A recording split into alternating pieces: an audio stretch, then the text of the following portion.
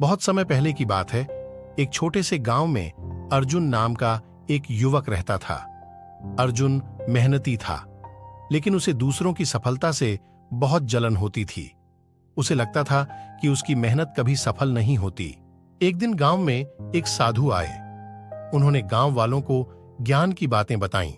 अर्जुन भी वहां पहुंचा और साधु से पूछा, महाराज, मैं बहुत मेहनत करता हूं, लेकिन मुझे सफलता क्यों नहीं मिलती?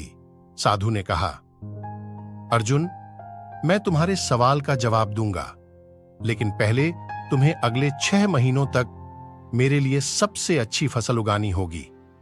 इस दौरान तुम किसी और की फसल के बारे में नहीं सोचोगे, बस अपने काम पर ध्यान दोगे।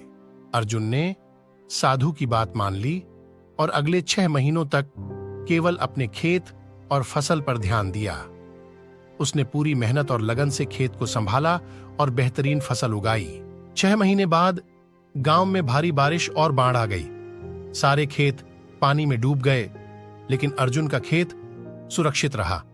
उसकी फसल बहुत अच्छी थी और उसने गांव के सभी लोगों को अनाज देकर उनकी मदद की। साधु ने अर्जुन को देखकर कहा, अर्जुन, तुम्हें पता है कि तुम सफल क्यों हुए? क्योंकि तुमने जलन छोड़ दी और अपने काम पर ध्यान दिया। अर्जुन को समझ में आ गया कि सच्ची सफलता और खुशी दूसरों से जलन करने से नहीं, बल्कि अपने काम में विश्वास और मेहनत से मिलती है। अब अर्जुन गांव के लोगों के लिए प्रेरणा का स्रोत बन गया था। कुछ दिनों बाद अर्जुन को यह पता चला कि साधु कोई साधु नहीं, बल्कि एक सामान्य व्यक्ति थे जिन्हें अर्जुन के भाई ने भेजा था।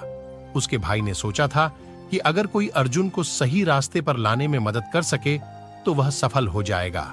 अर्जुन को यह जानकर अपने भाई पर बहुत गर्व हुआ और उसने अपने भाई को धन्यवाद दिया।